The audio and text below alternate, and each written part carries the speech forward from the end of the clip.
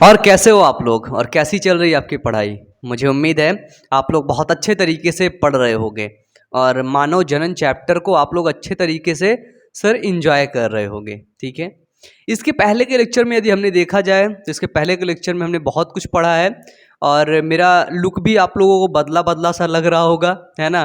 क्योंकि क्या था कि देखो बड़ी बड़ी दाढ़ियाँ हो चुकी थी, इतना ज़्यादा बड़ी कि मतलब जिधर भी जाओ लोग देखते तो बोलेंगे बाबा बनेगा क्या, बाबा बनेगा क्या। मतलब लोगों ने तो मेरे को परेशान ही करके रख दिया, है ना। किसी के पास भी जाओ कोई भी बोल रहा दाढ़ी बहुत बड़ी करा लेते, ले इतना एकदम छोटा करवा लिया। अब टहलता रहता हूँ यहाँ वहाँ, है ना। अब किसी दिन बाल भी घुटवाने हैं, बिल्कुल हटवा दूंगा पूरे, है ना। तो पिछले चैप्टर ठीक है यार, कुछ करो, कुछ करते रहो हमेशा, ठीक है। पिछले चैप्टर में हम लोगों ने देखा था, पिछले लेक्चर में हम लोगों ने देखा था मेंस्ट्रुअल साइकिल के बारे में, है ना, मासिक चक्र के बारे में देखा था। मैंने आपको मासिक चक्र में 4 फेजेज बताए थे, 5 नहीं 4, और उन 4 फेजेस को आप लोग नीचे कमेंट बॉक्स में कमेंट करके अभी बताइए कि कौन कौन से 4 फेजेस थे। उसमें मैं आपकी पहली से एक फेजेस की मदद कर सकता हूं, जिसका मतलब पहला फेजेस को बोलते हैं मेंस्ट्रुएशन फेज, ठीक है। ऋतु श्रावण बोलते हैं, ठीक है, श्रावण, ऋतु श्रावण। रजो धर्म एक होता है। देखो एक चीज, हाँ एक क्वेश्चन और, क्वेश्चन ये है कि जब से मेंस्ट्रुअल साइकिल शुरू होता है एक मादा के अंदर, ठीक है, प्राइमेट्स की मादा के अंदर होता है, भाई बंदरों के अंदर देखा जाता है, कपी के अंदर देखा जाता है, ठीक है। जब ये बंद होता है मेंस्ट्रुअल साइकिल तब इसको क्या नाम से दिया जाता है, बताओ, नीचे कमेंट बॉक्स में कमेंट करके बताओ, ठीक है।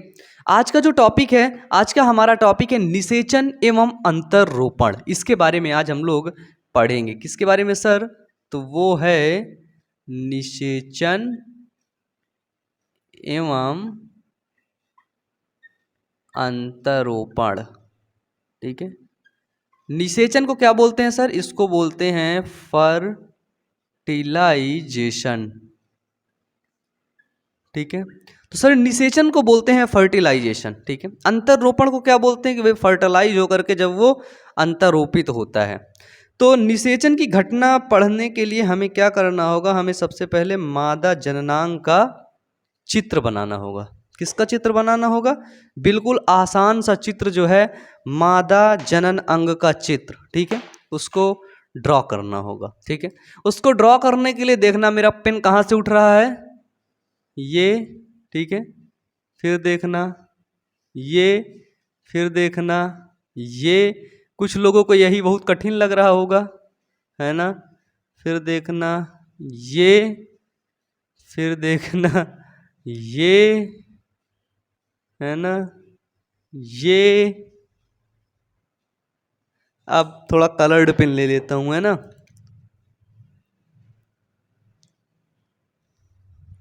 ये इस संरचना को क्या बोलते हैं बताओ? सब लोग जानते हो, अब मुझसे मत पूछना, लेकिन बताना पड़ेगा यार तुम लोगों को। तुम लोग भोले बन के बैठ जाते हो, है ना, तुम लोग कुछ जानते ही नहीं हो। ये इसमें से जुड़ा होता है ना, लिगामेंट बोलते हैं। ये हो गया। नाम वाम सब पता कर लोगे कि नहीं बताओ? ये देखो, ये क्या होते हैं? ये भाग है गर्भाशय का, अब देख रहे हो तुम लोग,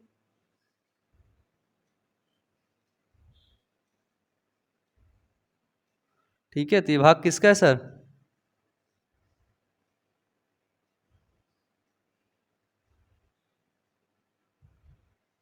सर तो ये भाग है गर्भाशय का, ठीक है। पहली चीज हमको क्या देखने को मिली सर? ये है अंडाशय, ठीक है, अंडाशय।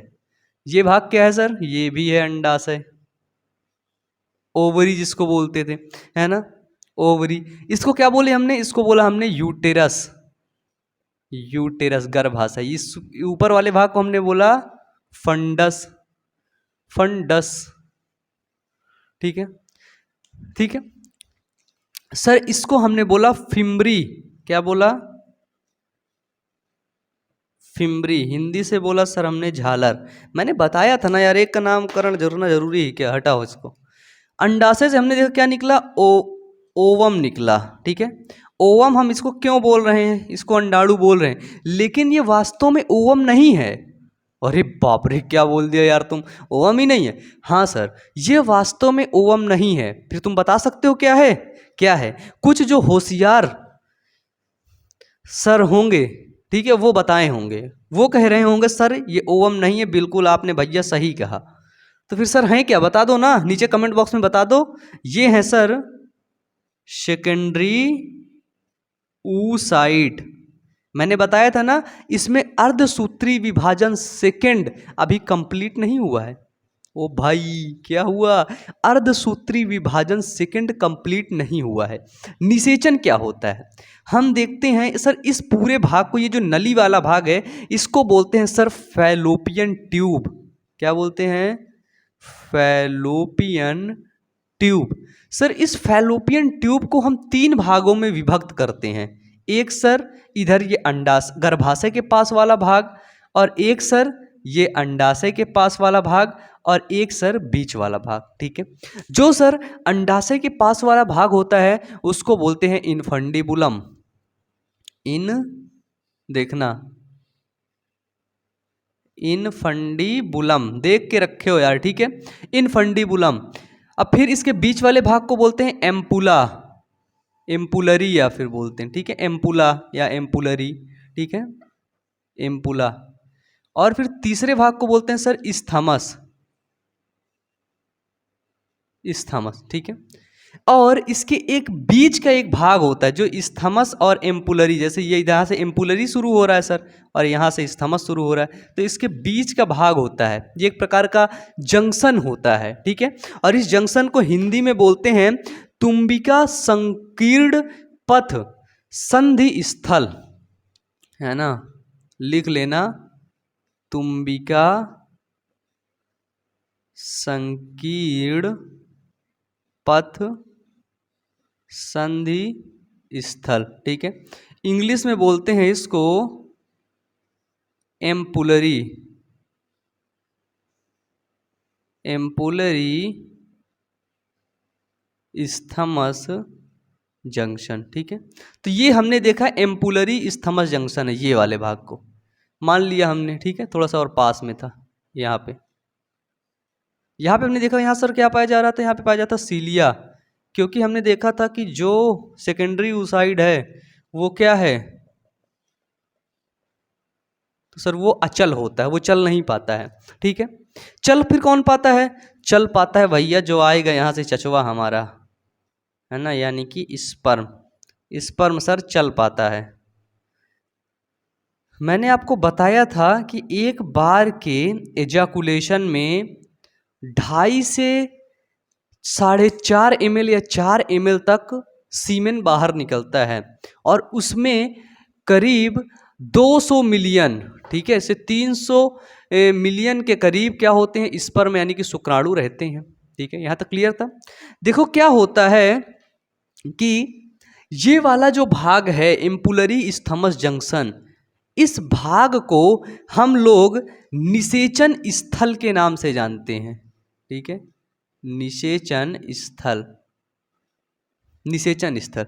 जैसे एक लड़ाई हो रही, लड़ाई का मतलब क्या होता है कि सपोज दैट मान लेते कुश्ती हो रही है, तो कुश्ती एक ग्राउंड में होगी, कुश्ती एक स्थल में होगी।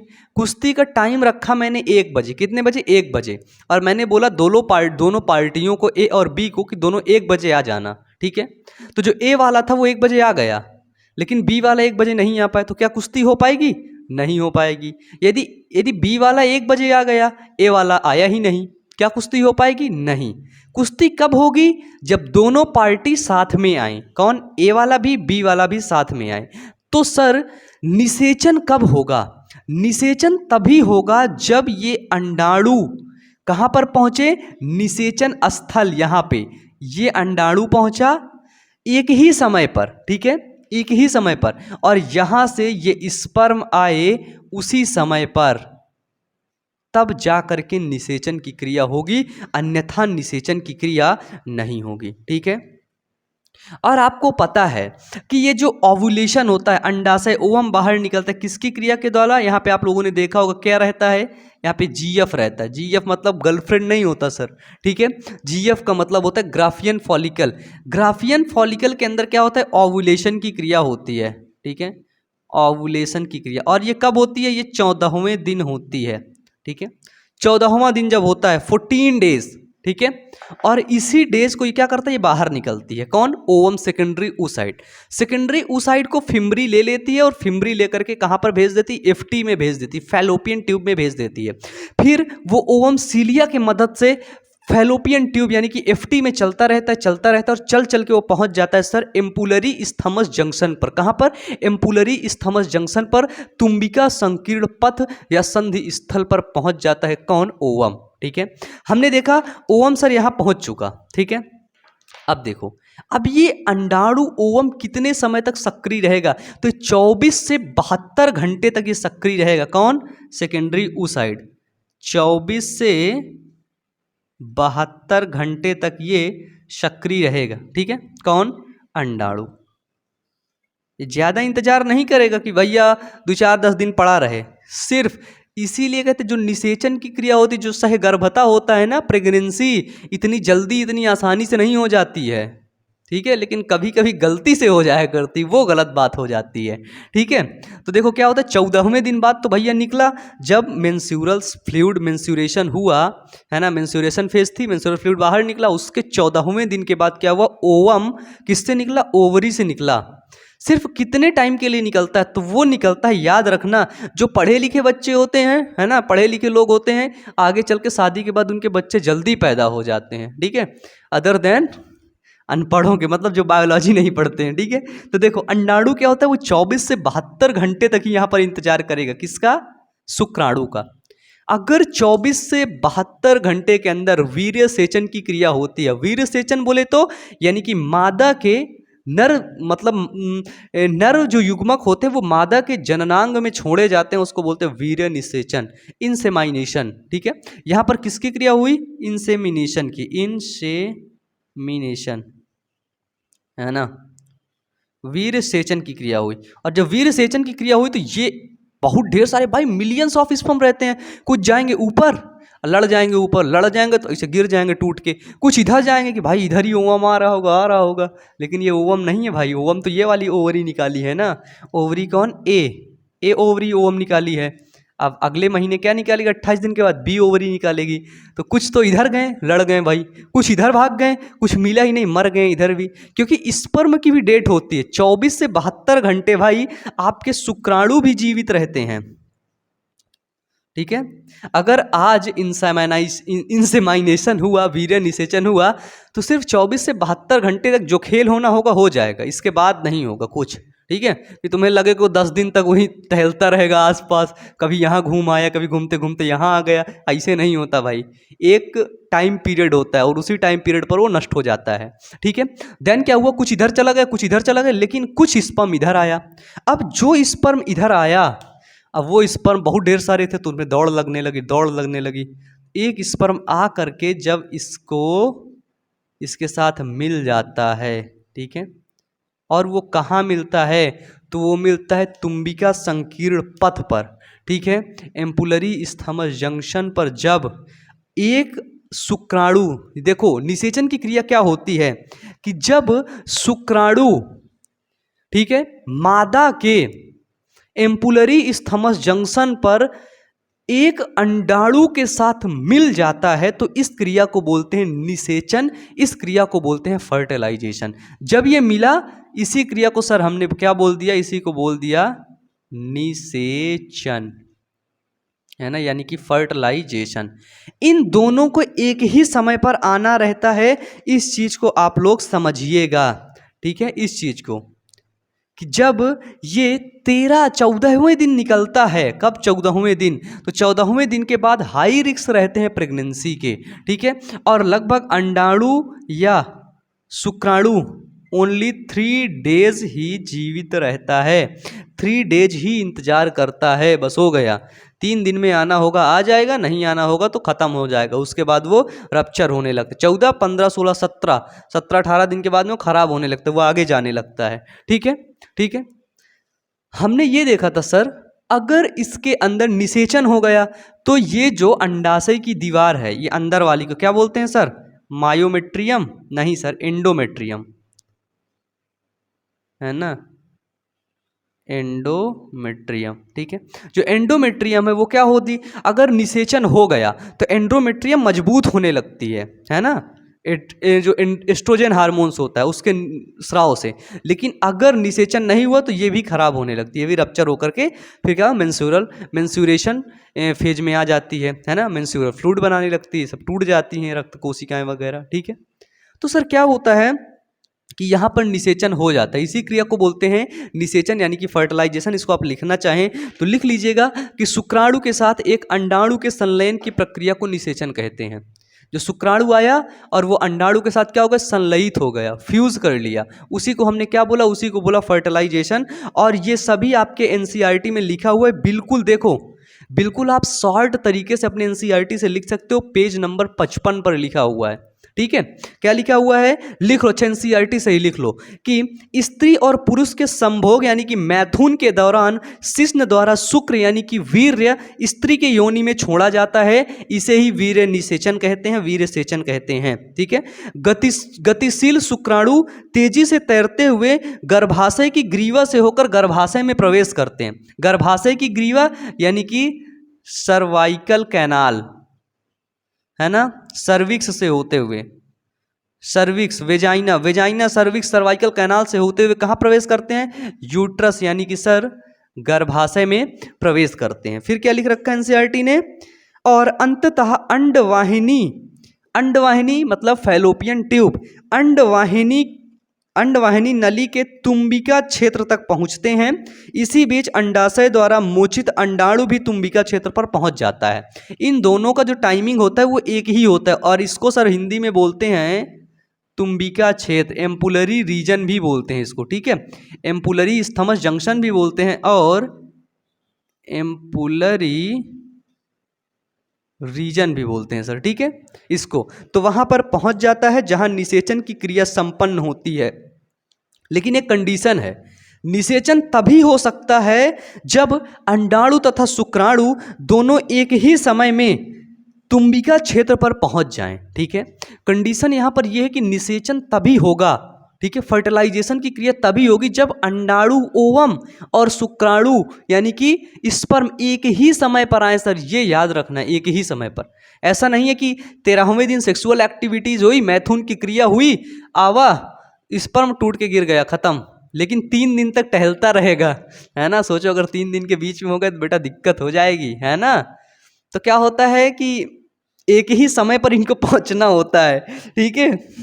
यही कारण है कि जिससे कि सभी संभोग क्रियाएं निषेचन व सहगर्भता की स्थिति में नहीं पहुंच पाती, क्योंकि क्या होता है कि अंडाणु और शुक्राणु को एक ही समय पहुंचना होता है। इसीलिए जब कभी भी मतलब हर समय जब संभोग होता है, ठीक है, मैथुन की क्रिया होती तो वो प्रेगनेंसी को नहीं वो करती है कि तुरंत ही प्रेगनेंसी हो जाए। एक बार तुमने मैथुन की क्रिया किया, दूसरे दिन प्रेगनेंसी पकड़ ले, ऐसा नहीं होता है भाई। उसके भी कुछ रूल हैं, उसके कुछ फंडा हैं, उसी हिसाब से चलोगे तभी होगा, नहीं तो नहीं होगा, खत्म। और आज देख रहे हो, आज पता है क्या होता है, आज इंडिया के अंदर देखा जाता है, इंडिया के अंदर अभी जब रिप्रोडक्टिव हेल्थ पढ़ोगे तो उसमें पढ़ोगे कितने लोग इनफर्टाइल हैं। इनफर्टाइल बोले तो बच्चे नहीं पैदा कर पा रहे हैं, और उसमें से कुछ परसेंट लोग ऐसे होंगे जो बायोलॉजी भी नहीं पढ़े होंगे, ठीक है। अगर तुमसे कभी पूछा जाए कि प्रेगनेंसी के हाई रिस्क कब रहते हैं, है ना, प्रेगनेंसी के ज़्यादा चांसेस, ज़्यादा मतलब बिल्कुल खुल के चांसेस कब रहते हैं, तो सर मेंस्ट्रुएशन के बाद जो मेंस्ट्रुअल साइकिल होती है, मेंस्ट्रुअल फ्लूइड जो निकलता है 2 से 3 दिन 5 दिन की क्रिया होती है, उसके जस्ट 14 दिन के बाद हाई रिस्क रहता है। कितने दिन सर, तो 14 डेज नहीं लिखा क्या, ये देखो इसी में हाई रिस्क रहता है, क्योंकि 14वें दिन ओवम बाहर निकलता है और तुम्हारा शुक्राणु 3 दिन तक जीवित रहता है। कहाँ, गर्भाशय के अंदर, फैलोपियन ट्यूब के अंदर। तो 14वें दिन के बाद यानी कि 13वें दिन, 12वें दिन और 14वें दिन के बाद 2-4 दिन की क्रिया अगर आप करते हैं मैथुन की क्रिया, तो उसमें हाई रिस्क रहता है प्रेगनेंसी का, ठीक है। तो उससे आप बच्चे पैदा कर सकते हैं आसानी से, ठीक है। तो हमने तो देख लिया भाई कि ये हो गया प्रेगनेंसी, ठीक है, यानी कि सहगर्भता हो गई। अब हम लोग क्या देखेंगे कि इसको हम जूम करते हैं और इसको बड़ा करके देखते हैं, ठीक है। इसको बड़ा करने के लिए हमें अब इसको मिटाना पड़ेगा। यहाँ पे समझ गए ना आप, यहाँ पे समझ गए। आपको अगर मैं छोटा सा बढ़ा दूं अंतररोपण क्या होता है, अंतररोपण, तो देखो यहाँ पे 2 सेल हैं, 2 सेल, 4 सेल, 5 सेल, 6 सेल, एक ब्लास्टोसिस्ट बन जाता है। और ब्लास्टोसिस्ट आके यहाँ टहलता है जब वो एंडोमेट्रियम के अंदर पहुंच जाता है, एंडोमेट्रियम उसे घेर लेती है अपने अंदर की तरफ, तो इसी को बोलते हैं अंतररोपण हो गया। यानी कि इसके अंदर बहुत ढेर सारी सेल होंगी, ठीक है, बहुत ढेर सारा ये विभाजन कर रहा होगा, इसी को बोलते हैं ब्लास्टोसिस्ट यानी कि अंतररोपण। अभी अंतररोपण डिटेल से पढ़ेंगे हम लोग, ठीक है। चलिए मिटाऊं इसको, मैं इसको मिटा दूं यहां से। एम्पुलरी रीजन ये याद रखना, ठीक है, तुम्बिका क्षेत्र। चलो यहाँ पे अब डिटेल में क्या देखेंगे कि भाई शुक्राणु कैसा दिख रहा है, अंडाणु कैसा दिख रहा है। ये दिन भी नहीं याद रखना, ठीक है। अब बाकी लिखना चाहो तो लिख लेना, एनसीईआरटी में भी दे रखा है खूब ना, जिसको बोलते हैं ढेर सारा दे रखा है, जितना तुम चाहो उतना लिख सकते हो। चलो यहाँ पे अगर तुम इस चीज को बड़ा करोगे तो सबसे पहले हमको देखने को मिलेगा सर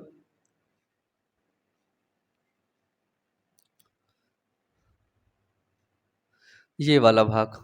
ये भाग क्या होता है, तो इस भाग को अपन लोग बोलते हैं अंडाणु वाला भाग।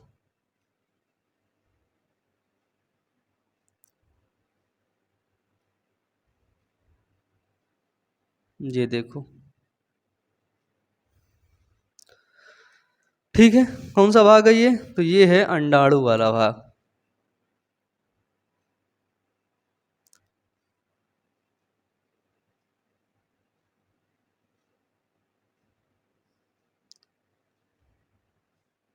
ये देखो, ठीक है। अगर मैं इसको कोई कलर कर दूं ये वाले भाग को, तो आपको ज़्यादा आसानी होगी समझने में, ठीक है।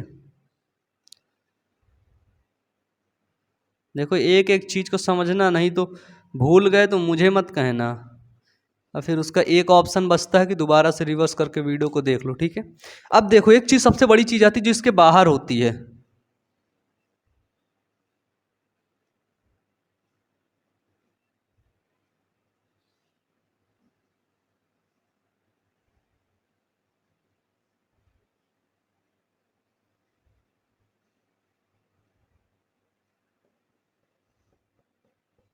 ये देखो, पढ़ाता आया था ना बार बार, कई बार तुम्हें पढ़ाया। ये देखो, ये क्या है सर, तो मैंने बोला ये अंडाणु है, अंडाणु के बाहर की लेयर क्या है, तो जिसको मैंने बोला ये है तुम्हारी कोरोना रेडिएटा, ठीक है। कोरोना रेडिएटा के बाद ये अंदर ब्लू वाली लेयर कौन सी है, तो वो है जोना प्लासूडा। लिख लो, कोरोना रेडिएटा, जोना पेलासुडा, ठीक है। और फिर एक और मेम्ब्रेन होती जिसको बोलते हैं विटेलाइन मेम्ब्रेन, ये वाली जो मेम्ब्रेन होगी बाहरी वाली मेम्ब्रेन, इसको बोलेंगे विटी विटेलाइन मेम्ब्रेन, ठीक है, विटेलाइन मेम्ब्रेन। इसको हिंदी में बोलेंगे क्या है ये, परिपीतक मेम्ब्रेन, ठीक है, परिपीतक मेम्ब्रेन। और इसके बीच का जो भाग होता है ये जिसमें मैं रेड रेड खिंचाया हूं, इसको बोलेंगे पर विटेलाइन मेम्ब्रेन, है ना, विटीलाइन मेम्ब्रेन, पर विटेलाइन, ये बीच वाले भाग को पर विटी लाइन, ठीक है। पर विटेलाइन अवकाश होता है, इसको बोलते हैं, अवकाश को बोलेंगे पर विटेलाइन स्पेस, है ना। पर विटेलाइन स्पेस को हिंदी में बोलेंगे परिपीतिका, परिपीतक अवकाश, है ना, लिखना चाहो तो लिख लेना परिपीतक अवकाश। इसके बाद सर क्या होता है, इसके बाद इसके जो अंदर वाली भाग होती है उसको बोलते हैं प्लाज्मा मेम्ब्रेन, है ना, देखे तो होगे ही, बताओ, क्योंकि इसका मैं स्ट्रक्चर पढ़ाया था ना उस दिन, प्लाज्मा मेम्ब्रेन। प्लाज्मा मेम्ब्रेन के बाद हमें क्या देखने को मिलता है, फिर देखने को मिलता है इसके अंदर एक कोशिका रहती है बस, ठीक है। और वो कैसी कोशिका रहती है सर, इस कोशिका को अपन लोग बोलते हैं सेकेंडरी ऊसाइड सेल, ठीक है, सेकेंडरी ऊसाइड इसके अंदर रहती है, ठीक है। एक सेकेंड ना, ये मत कहो खुदा से मेरी मुश्किलें बड़ी हैं, इन मुश्किलों से कह दो मेरा खुदा बड़ा है, मेरा खुदा बड़ा है। एक सेकंड ना यार, एक्चुअली मैं इधर धूल पड़ा हुआ था उसमें और मैंने उसको टच कर लिया। मैंने सैनिटाइज नहीं किया तो मेरे को दिक्कत हो रहा था। मेरे को पता है धूल वूल से बहुत ही ज़्यादा एलर्जी है, बहुत ही ज़्यादा एलर्जी। छोटा सा एलर्जी होता है ना, बहुत ज़्यादा होता है, तो मेरे को ज़्यादा वाली है। ठीक है, तो सर हम लोग देख क्या रहे थे कि ये है, इसके अंदर क्या हुआ, हमने बड़ा करके देखा भाई, तो इसके अंदर एक शुक्राणुआ भी मिलेगा हमारा। मेन तो चचवा का तो भूल ही नहीं गए रहे हैं ना यही तो मेन काम का है। ये देखो, हमने देखा शुक्राणु का एक आगे वाला भाग है। ठीक है, इस आगे वाले भाग के अंदर क्या होता है, एक क्रोमोसोम वगैरह होता है ना। बताओ क्या होता है, एक क्रोमोसोम बोलते हैं ना, एक क्रोमोसोम।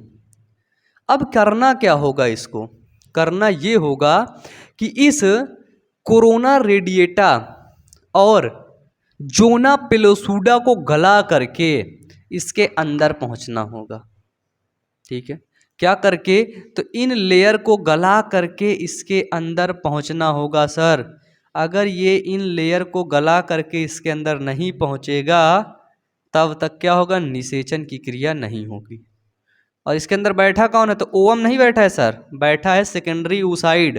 ये सेकेंडरी oocyte ओवम में कब बदलेगा, जब ये इसके अंदर पहुंचेगा। ठीक है, तो देखो क्या होता है, एक क्रोमोसोम के अंदर एंजाइम पाए जाते हैं। एक पहला एंजाइम पाया जाता है कोरोना पेनिट्रेटिंग एंजाइम। ठीक है, हिंदी में लिख लो या इंग्लिश में लिख दूं, corona penetrating enzyme.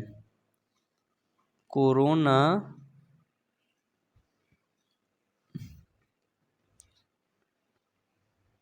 Corona penetrating enzyme, पहला एंजाइम। ठीक है, कोरोना पेनिट्रेटिंग एंजाइम क्या करेगा, ये जो कोरोना रेडिएटा है इसकी दीवार को तोड़ेगा, फाड़ेगा, चीड़ेगा।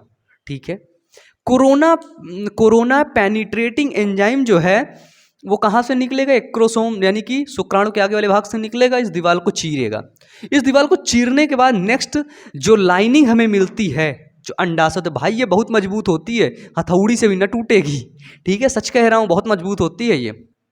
ठीक है, इसके बाद अंदर वाली दीवार मिलेगी, यार गला सूख रहा है, अंदर वाली दीवार मिलेगी जिसको बोलते हैं अपन लोग जोना पेलोसुडा। तो जोना पेलोसुडा का भी इंतजाम करके रखता है कौन, हमारा शुक्राणु स्पर्म। भाई ये बहुत होशियार रहता है, इसको पता रहता है कि मेरे को, है ना, दो आवरण तो भेदना ही है, तो ये सब अपना ड्रिल मशीन वगैरह लेके जाता है। तो एक ये एंजाइम और ले लेता है रास्ते में ही, जोनालाइसिन। ठीक है, जोनालाइसिन एंजाइम भी ले लेता है। भाई टहलते रहते हैं ये दोनों एंजाइम, तो इनको तो ये पर्टिकुलर ले ही लेता है ना, कि भाई देख मेरे को कोरोना रेडिएटर की दीवार मिलेगी, उसको भी तोड़ना फोड़ना पड़ेगा। इसके बाद कोरोना के अंदर घुसेगा तो जोना मिलेगा है ना, कोरोना आया था, कोरोना के बाद आया मंकी पॉक्स, तो इसी तरह इसमें कोरोना रेडिएटर के बाद आएगा जोना पॉक्स, है ना, जोना पेलासुडा। तो सर कोरोना की दीवार लांघने के बाद हमको जोना की दीवार मिलेगी, और जोना की दीवार के लिए उसने रख लिया जोना पेलोसुड, जोना लाइसिन एंजाइम। जोना लाइसिन एंजाइम के बाद फिर ये और एक दो ठो एंजाइम ले लेता है, एक एंजाइम लेता है जिसका नाम होता है हाउली रोनिडेज। ठीक है, हाउली हॉलियोरोनिडेज, हॉलियोरोनिडेज एंजाइम। ठीक है, तो ये तीन प्रकार के एंजाइम लेता है, इसको हिंदी में लिख लो आप लोग। ठीक है, याद रखना, कोरोना पेनिट्रेटिंग एंजाइम, जोनालाइसिन और हॉलिरोनिडेज एंजाइम। तीन एंजाइम मिलकर के क्या करते हैं, इसकी दीवार को पूरी तोड़ देते हैं। ठीक है, जब इसकी दीवार को तोड़ते हैं तो ये क्रोमोसोम, ये गुणसूत्र, ये मतलब सॉरी, ये क्या बोलते हैं इसको यार, शुक्राणु चाचा अपना आगे बढ़ता है, और आगे बढ़ के ये देखो कुत्ता जैसा मुंह बना लेता है, मतलब खराब वाला, है ना। ये देखो कुत्ता कोई खराब नहीं होता, बहुत प्यारा सा मुंह होता है ना। ये देखो, तो इसके अंदर जो इसका न्यूक्लियस होता है वो क्या होता है, इसके अंदर जब जाता है, ठीक है, जब इसके अंदर जाता है तो क्या होता है, अब इसकी दीवार मजबूत होना शुरू हो जाती है। जब ये दीवार छेद रहा था कोरोना रेडिएटा की, जोना पेलोसुडा की, तो इसकी दीवार मजबूत हो गई कि भाई अब ठीक है यही जाएगा, क्योंकि एक समय पर कई शुक्राणु काम में लगे होते हैं अपने, ठीक है। तो अगर वो दीवार मजबूत ना हुई तो कई घुस जाएंगे एक बार में। लेकिन इस तरह भी होता है, एक ही घुसना होता है, पता लगे एक यहाँ तक पहुंचा तो एक यहाँ तक छेदते छेदते पहुंच आया। लेकिन जब ये अंदर पहुंचेगा तो दीवार इतनी मजबूत हो जाएगी, इतनी सख्त हो जाएगी कि दूसरा शुक्राणु आएगा उसमें से लड़ जाएगा, चुपचाप से गिर जाएगा, कुछ नहीं होगा उसका, ठीक है। तो ऐसे करके ये पहुंचेगा। जब ये पहुंचेगा तो सेकेंडरी ओसाइड जो था हमारा, ठीक है, जो ग्राफियन फॉलिकल जीएफ से निकला था, गर्लफ्रेंड नहीं सर, ग्राफियन फॉलिकल से निकला था, गलत मत सोचो, है ना, बहुत गंदा सोचते हो तुम लोग। तो सेकेंडरी ओसाइड जो है उसके अंदर माइटोसिस डिवीजन सेकेंड जो है हमारा अर्धसूत्री विभाजन सेकेंड कंप्लीट हो जाता है, तुरंत यहीं पर कंप्लीट होता है। तो यहाँ पे एक ओवम बनता है, लार्ज ओवम, और एक सेकेंडरी पोलर न्यूक्लियाई बनती है, याद रखना, ठीक है, सेकेंडरी पोलर न्यूक्लियाई। क्या बनता है सर, तो वो बनता है सर एक ओवम बन जाता है, ठीक है, और एक सेकेंडरी पोलर न्यूक्लियाई बन जाती है, और ये इस शुक्राणु का ये ओवम आपस में मिल जाता है और ये निषेचन की क्रिया हो जाती है यहाँ पे। भाई अब निषेचन हुआ है, ठीक है। फिर क्या होता है, धीरे धीरे ये कोरोना रेडिएटर की दीवार खराब होती है, फिर धीरे धीरे क्या होता है, ये निषेचन के बाद ये जो निषेचन के बाद ये क्या बनता है, ये बनता है युग्मनज, ये हो जाता है द्विगुणित, द्विगुणित मतलब 2n, 2n मतलब अब इसके अंदर है टोटल 46 क्रोमोसोम, ठीक है। फिर द्विगुणित हो जाता है, फिर धीरे धीरे जोना पेलोसुडा की लेयर बनी रहती है, फिर धीरे धीरे आगे चल के जब युग्मनज यानी कि भ्रूण बन जाता है, फिर आगे चल के जोना पेलोसुडा भी खत्म हो जाती है, फिर ये प्रॉपर एक एम्ब्रियो बन के, एक छोटा सा बबुआ बन के निकल आता है बाहर। फिर हम लोग उसको खिलाते हैं ऐसे, चुन्नू मुन्नू टुंकल पुंकल टिंकू, है ना, ऐसे नाम रख देते हैं एक प्यारा सा, फिर खिलाते रहते हैं उसको। मेरे को छोटे बच्चे बहुत पसंद है सच में, है ना, छोटे बच्चों को परेशान करना, उनके साथ खेलना, यार एक अलग ही मजा है, मैं उसमें बहुत खुश रहता हूँ, ठीक है। तो देखो, अगर पता है, अगर मैं कभी गुस्सा हो जाऊँ या मेरे को ऐसा कुछ हो जाए तो मेरे को छोटे बच्चे के सामने ला दो, तो फिर अपन भी छोटा बन जाता है, फिर उसके साथ अपन मस्त हो जाता है खेलने में, फिर कोई टेंशन नहीं, है ना। लेकिन अगर गुस्साया हूँ, मेरे से बोलो मत, एक किसी छोटे बच्चे का इंतजाम कर दो, है ना, तब तो खैर गया। उनकी एक अलग सी स्माइल, अलग से उनका खेलना, उनको रिझाना, मतलब मेरे को सच में यार मेरे को बहुत पसंद है, ये मेरी हैबिट क्या मान लो, ये हैबिट ही है, ठीक है, इसमें कोई वो नहीं है। तो सर ये है निषेचन यानी कि फर्टिलाइजेशन। और इसमें कुछ बात मैं बता सकूं आपको, हाँ, इसमें सर आप लोग एक चीज़ पूछ रहे होंगे कि भैया यहाँ पे जो ये सेकेंडरी पोलर न्यूक्लियाई बना, इसका क्या हुआ, है ना, ये वाला तो बन गया, ये युग्मनज बना लिया, आगे चल के ये एम्ब्रियो बना लेगा, लेकिन ये जो सेकेंडरी पोलर न्यूक्लियाई है ना, इसका आज तक वैज्ञानिक रूप से पता नहीं किया गया ये क्या बना है। ये जहाँ तक है बताया जाता है ये सर नष्ट हो जाता है, ये खराब हो जाता है, ठीक है सर। ये क्या होता है, ये खराब हो जाता है जब ये शुक्राणु इसके अंदर यहाँ पर आता है, तभी ये हो जाता है, ठीक है, तभी जाकर के अंदर तुरंत मिल जाएगा। हाँ, और एक चीज़ याद रखना, और एक्रोसिन नामक एंजाइम भी लेकर चलता है, कौन, एक्रोसोम, ये भी कभी कभी पूछ लेता है, कौन सा, एक्रोसिन नामक एंजाइम, एक्रोसिन एंजाइम भी लेकर के चलता है, कौन, एक्रोसोम। एक्रोसोम किसके ऊपर होता है, तो वो होता है शुक्राणु यानी कि स्पर्म के ऊपर, ठीक है। देखो इसमें इस पॉइंट को कैसे बताया गया है, देखो इस शुक्राणु के अंड कोशिका में घुसते ही, ठीक है, अंड कोशिका उत्तेजित होकर के, ठीक है, शुक्राणु का, लिखना चाहो तो लिख लेना कि शुक्राणु का अंड कोशिका में घुसते ही अंड कोशिका उत्तेजित होकर द्वितीयक अंड कोशिका उत्तेजित होकर द्वितीयक परिपक्वन विभाजन यानी सेकेंडरी जो उसका अर्धसूत्री विभाजन सेकंड है वो विभाजन पूरा कर लेता है, और इस विभाजन के दौरान यह छोटी सी द्वितीय ध्रुव कोशिका सेकेंडरी पोलर सेल तथा बड़ी अंड कोशिका में विभक्त हो जाती है, ठीक है। और अंडाणु के केंद्रक में ये सभी क्या होते हैं, ये सभी अगुणित होते हैं, ठीक है। जो अंडाणु का जो केंद्रक के अंदर जो गुणसूत्र होगा वो कैसा होगा, वो अगुणित होगा, लेकिन स्पर्म के मिल जाने के बाद वो हो जाएगा दो गुणित, ठीक, क्या हो जाएगा सर, दो गुणित। अब एक छोटा सा पॉइंट है, भ्रूण में लिंग निर्धारण, भ्रूण यानी कि अब ये इसके अंदर क्रोमोसोम के बारे में हम लोग अब देखते हैं, ठीक है। चलिए, आप लोगों ने 11th में, इसको मिटा दूं मैं तो, जिसको जिसको लिखना हो आप एक बार लिख लीजिए, मैंने आपको टाइम दिया, आप लोग इसे लिख लीजिए, फिर मैं इसे मिटा देता हूं, ठीक है। आई होप आप लोगों ने इसे लिख लिया होगा। मिटा दूं मैं? अगर हम इस टॉपिक को यहाँ पढ़ लेंगे तो आगे हमको आसानी हो जाएगी, ठीक है। इतना डिटेल से आपके एनसीईआरटी में नहीं दिया है सर, मैं आपको पहले ही बता रहा हूँ। इसके लिए मुझे अलग से बुक पढ़नी पड़ती हैं, और एक नहीं 2 बुक, और 2 बुक के साथ भी एनसीईआरटी भी पढ़ना पड़ता है, ठीक है। तो उस तब जा करके मैं आप लोगों को ये चीज़ें समझा पाता हूँ, ठीक है। तो तुम लोगों के बस का एक चीज़ है, और वो है लाइक वाइक करना। तो लाइक वाइक समय समय पर कर दिया करो यार, क्योंकि फीस वीस तो देते नहीं हो तुम लोग, है ना। पैसे वैसे के नाम पर अगर तुम लोगों से मांग लो तो बोलोगे है पैसे कहाँ हैं, पैसे ये क्या होता है, तुरंत भूल जाओगे, है ना। इसलिए देख लो, मैं किसी से पैसे नहीं लेता। सोचो कितना कितना दिल मेरा छोटा है ना। छोटा है कि बड़ा है? मेरे को लगता है छोटा है ना। और पता है, ऐसा नहीं कि मुझे कोचिंग से ऑफ़र नहीं आया भाई बहुत कोचिंगों से ऑफ़र आया, ठीक है। और ये पूरा चैनल बेचने तक की बात हो चुकी है, पूरे चैनल। बस एग्रीमेंट बना बनाया रेडी है। एक MOU होता है, मैं अभी तक नहीं जानता था MOU क्या होता है, लेकिन अब मेरे को पता चल गया MOU होता है, उसमें साइन करना बस बाकी है बस। सोच लो, इतना बड़ा खेल हो गया इस चैनल के पीछे, है ना। लोग कह रहे हैं आओ सर हमारे साथ पढ़ाओ मिलके, क्या आप अकेले, है ना, फ्री का कंटेंट दिए जा रहे हो। तो इसलिए अभी इज्जत कर लो, याद रख लो, सबको बता रहा हूँ, इज्जत कर लो, सही तरीके से पढ़ो, नहीं फिर मत कहना मुझे। तो क्या होता है कि भ्रूण में लिंग निर्धारण बहुत सिंपल है ये, ठीक है।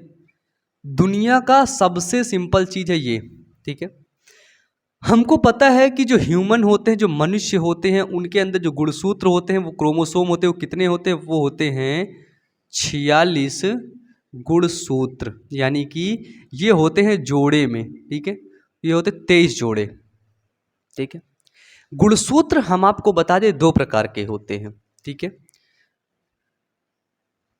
सर पहला होता है अलिंग गुणसूत्र, है ना। अलिंग गुणसूत्र जिसको बोलते हैं एलोसोम। और दूसरा होता है सर लिंग गुणसूत्र, आटोसोम। अलिंग को बोलते हैं आटोसोम, और इसको बोलेंगे सेक्स क्रोमोसोम, ठीक है। एक होता है अलिंग गुणसूत्र जिसको बोलते हैं आटोसोम, और एक होता है लिंग गुणसूत्र, इसी को बोलेंगे सर हम एलोसोम। अगर पूछा जाए एक मनुष्य के अंदर कितने अलिंग होते हैं, कितने लिंग होते हैं, तो 44 गुणसूत्र अलिंग होते हैं। यानी कि अलिंग गुणसूत्र ऐसे गुणसूत्र जो लिंग का निर्माण नहीं करते, जो नर और मादा के जनन जो जनन भाग होते हैं उनका निर्माण ये नहीं करते हैं, उनको बोलते हैं हम अलिंग गुणसूत्र, ठीक है। क्या बोलते हैं सर? उनको बोलते हैं अलिंग गुणसूत्र, ठीक है। लेकिन लेकिन लेकिन 44 तो ये हो गए, लेकिन सर 2 गुणसूत्र ऐसे होते हैं जो लिंग का निर्माण करते हैं, ठीक है। लिंग बोले तो सेक्स का निर्माण करते हैं, वही गुणसूत्र बताएंगे ये होने वाला जो बाबू है, छोटा बाबू जो आ रहा है, वो बछुआ है, लड़कवा है या फिर लड़कियां है, ठीक है। तो ये 22 जोड़े होते हैं, और ये 1 जोड़ा होता है, ठीक है। 22 जोड़े और 1 जोड़े का इसमें अंतर होता है, ठीक है। बताइए सर, ये जो 22 जोड़े होते 44, ये नर व मादा दोनों में समान होते हैं, नर व मादा दोनों में समान। लेकिन ये जो 2 जोड़े गुणसूत्र होते हैं ना, ये दोनों नर और मादा में भिन्न भिन्न होते हैं। कैसे? तो अगर इनको इनको जोड़ करके देखा जाए, नर के अंदर गुणसूत्र कौन से होते हैं और मादा के अंदर, ठीक है। ये हुई आपकी मादा और ये हुआ आपका नर, ठीक है।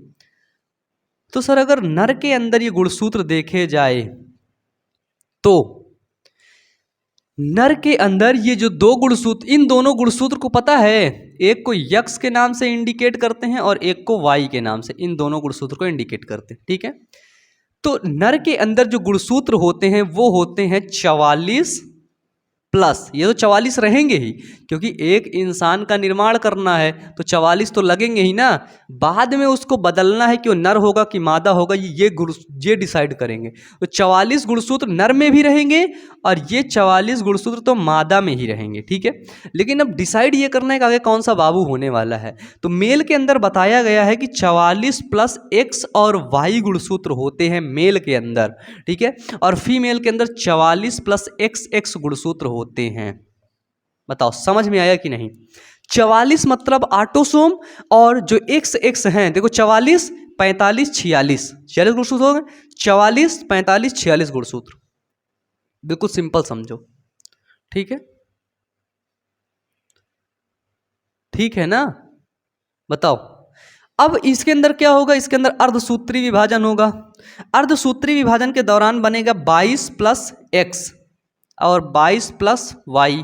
फिर इधर भी ऐसे ही होगा 22 प्लस एक्स और 22 प्लस एक्स, यानी कि एक्स एक्स है, और एक्स एक्स जो इंडिकेट करती है वो इंडिकेट करती है नर को, मतलब मादा को, और एक्स वाई इंडिकेट करता है किसको? नर को, क्योंकि एक्स वाई जो क्रोमोसोम होता है वो लिंग गुणसूत्र होते हैं, उससे लिंग का निर्माण होता है। ठीक है, तो यदि ये 22 प्लस एक्स एक्स गुणसूत्र इसके 22 प्लस एक्स एक्स से मिलेगा नर के, तो क्या बनेगा? 22 22 44 प्लस एक्स एक्स। ठीक है, फिर यदि ये 22 एक्स एक्स वाला गुणसूत्र फिर इससे मिलेगा तो क्या बनेगा सर?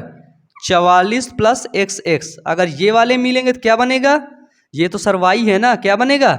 44 plus x Y. ये वाला मिलेगा तो क्या बनेगा?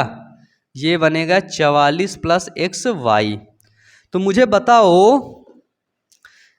इन दोनों को क्या बोलते हैं? 44 प्लस एक्स एक्स अगर बच्चा पैदा होगा तो उसको क्या बोलेंगे? मिलाओ, नर बोलेंगे मादा बोलेंगे? सर 44 प्लस एक्स एक्स मतलब मादा, तो ये पैदा हो गई फीमेल। कितने परसेंट?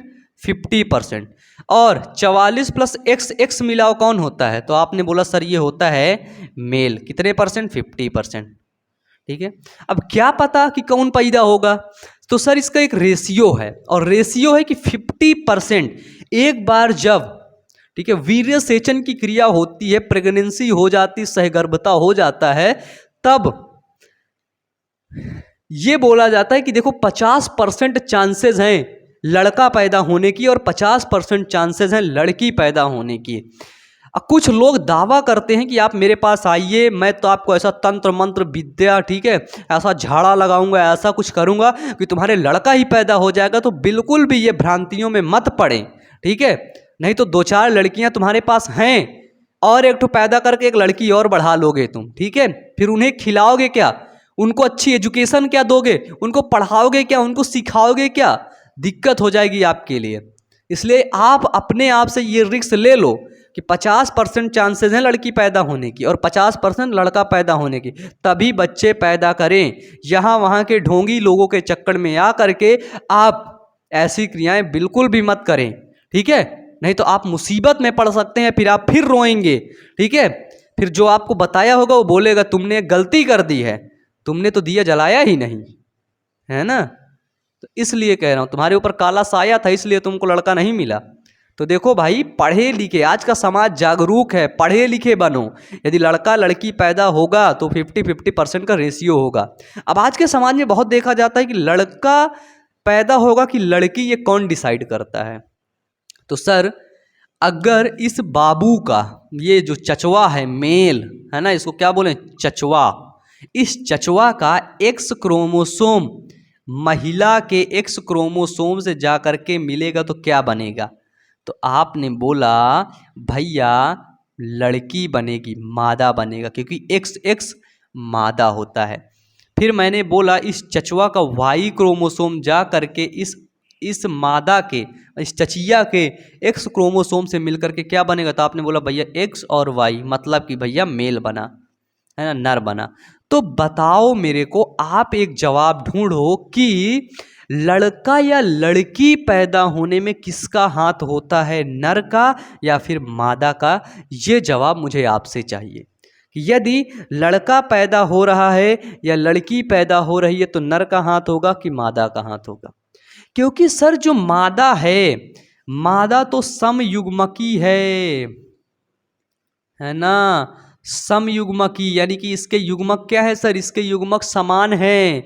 याद रखना, बहुत बड़ा पॉइंट है, याद आ गया।